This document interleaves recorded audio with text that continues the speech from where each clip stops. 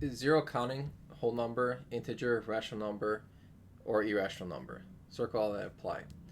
So zero is not a counting number. So counting numbers start with 1, then you go to 2, 3, etc. So it's not counting. It is a whole number. So whole numbers are counting numbers including 0. So like 0, 1, 2, 3, etc.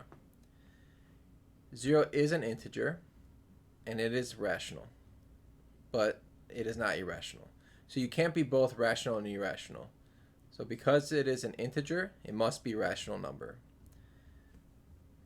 Now square root of 2 is a very famous irrational number.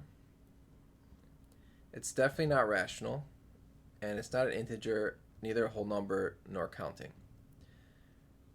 So rational number, if something is a counting, whole number, or integer, it is definitely a rational number. So you can think of it as the top here is what's called a real number. Then you split it up into rational and irrational numbers. Irrational numbers are like pi, e, square root of 2, or square root of non-perfect squares. Rational numbers are numbers you could put as a fraction. So the fraction of two integers, like 3 over 4, etc. And then you can split this up into integers. And really from integers, you can split it up into whole numbers. And then from whole numbers, you go to counting numbers. So if something is a counting number, it has to be a rational number. Or if something is a whole number, it also has to be rational. Same thing with an integer. So if something is a counting number, it must be a whole number, integer, and rational number. So that's how things work. Okay, now for number 3, list the numbers from least to greatest. So the least number is the smallest one, and here we want to look for any negatives. So there's two choices here. Negative 3/7 or negative 2/9. So negative 3/7 versus negative 2/9. And here's a check to see which one's bigger. So first, let's look at the positive version.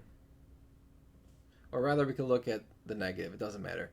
So you multiply the diagonals. Negative 3 times 9 is negative 27. 7 times negative 2 is negative 14.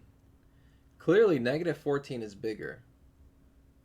So that means negative 2 over 9 has to be bigger than negative 3 over 7. Whichever side is a bigger number, that's the bigger fraction. So negative 14 was on top of the fraction negative 2 over 9. Therefore, this had to be bigger. So that means negative 3 over 7 is the smallest one. And there's only one negative number left, so that has to be negative 2 over 9. So these are done. Now we're left with 0.1 and 2/3. Well, 0.1 is the same thing as 1 over 10. 2/3 is just 2/3. Well, 2/3 is about 0.66 repeating, and so this is bigger. So that means 0.1 is smaller, and that gives us the absolute value negative 2/3 as the biggest one. Moving on to number 4, you always want to look at the negative numbers. So negative 10 over 5 here, that's negative 2. And this is negative 10 over 9. The absolute value of negative 10 is just positive 10. The absolute value of negative 1.2 is 1.2. So from this, it's very clear that negative 2 is the smallest one. So we'll put that first. Then we look for any other negatives. Well, there's only one left. That's negative 10 over 9.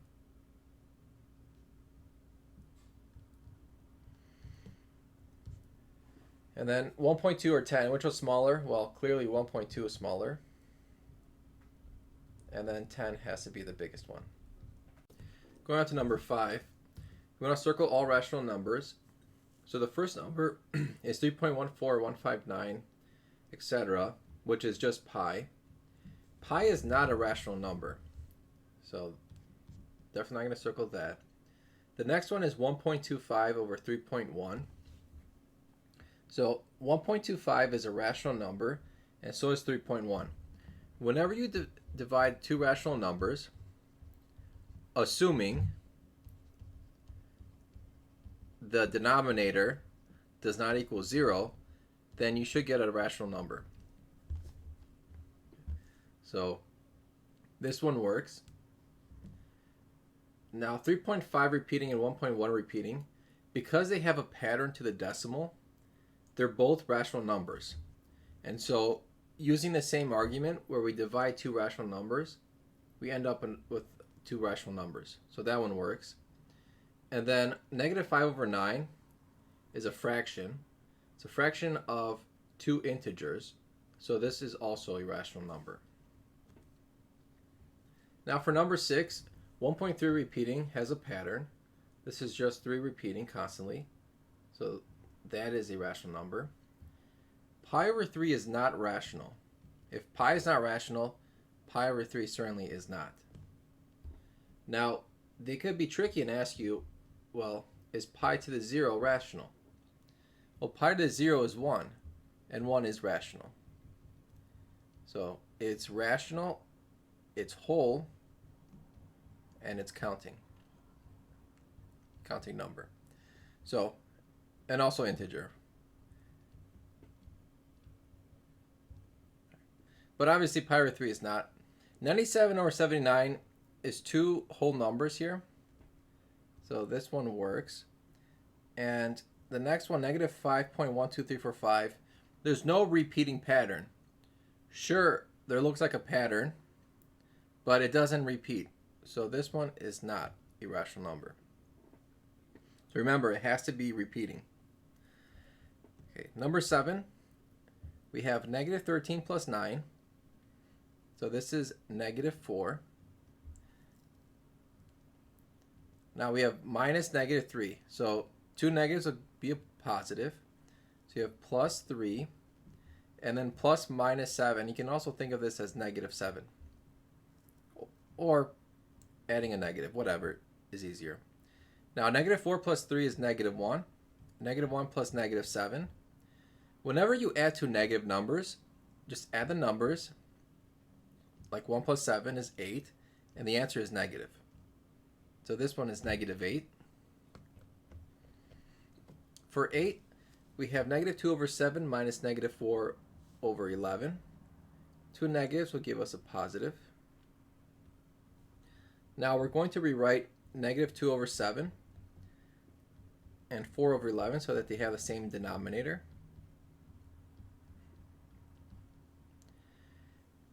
Because 7 and 11 don't have any common factors, just multiply these two. So 7 times 11 is 77. Now, what did I multiply 7 to get to 77? Well, that was 11. So 11 times 2 is 22. Now, what did I multiply 11 to get to 77? That was 7. So 4 times 7 is 28. So we have a common denominator of 77.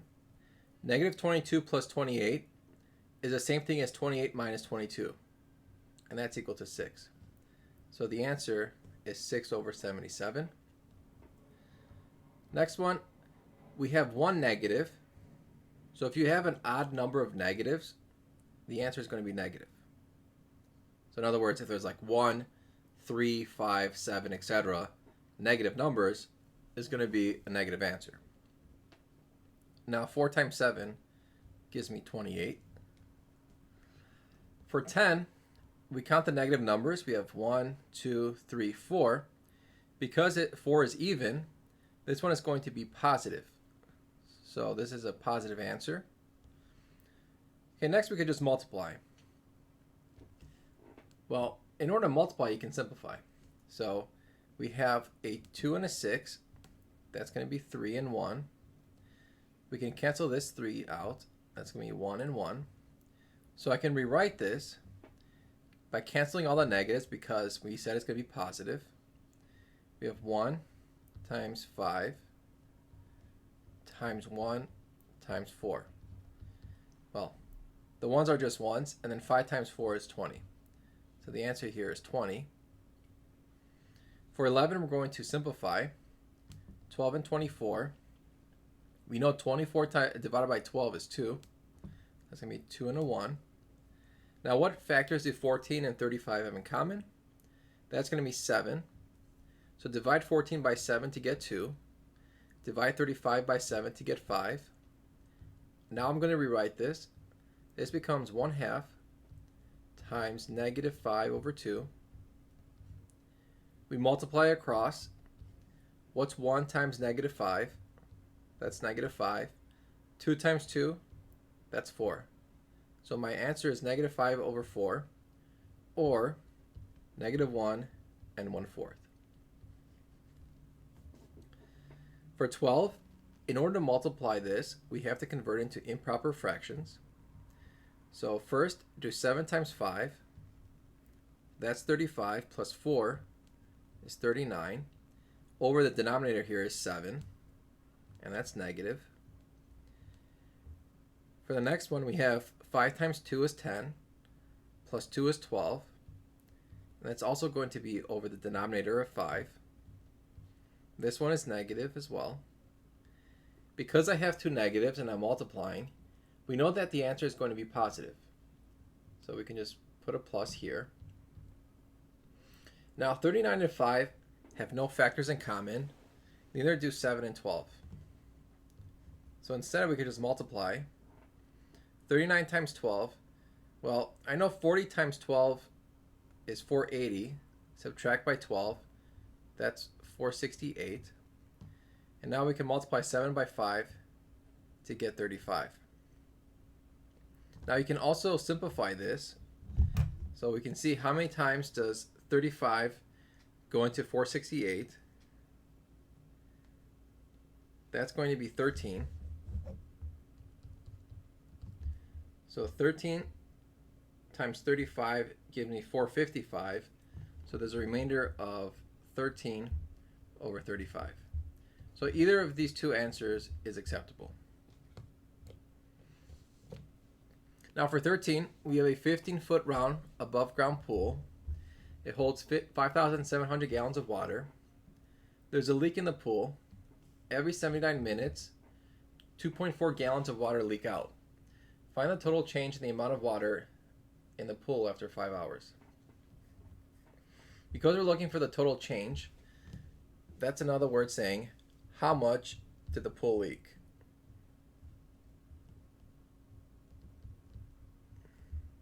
Because the difference, or the change, is going to be the amount the pool leaked. Well,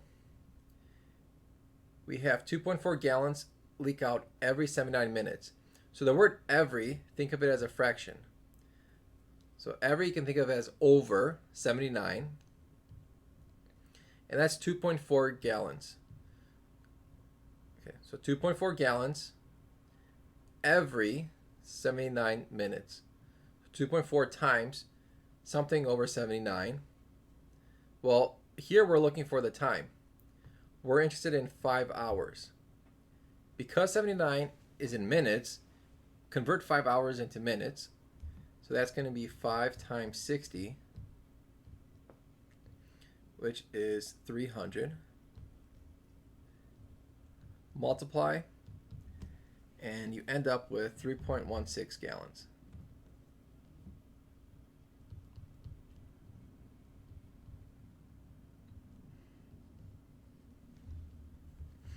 A rock climber descends 54 feet in 6 minutes. Express the rate of climber's change in height as a unit rate. Because a climber descends, that means is going down 54 feet in 6 minutes. Think of the 54 feet as negative 54 because the height is decreasing.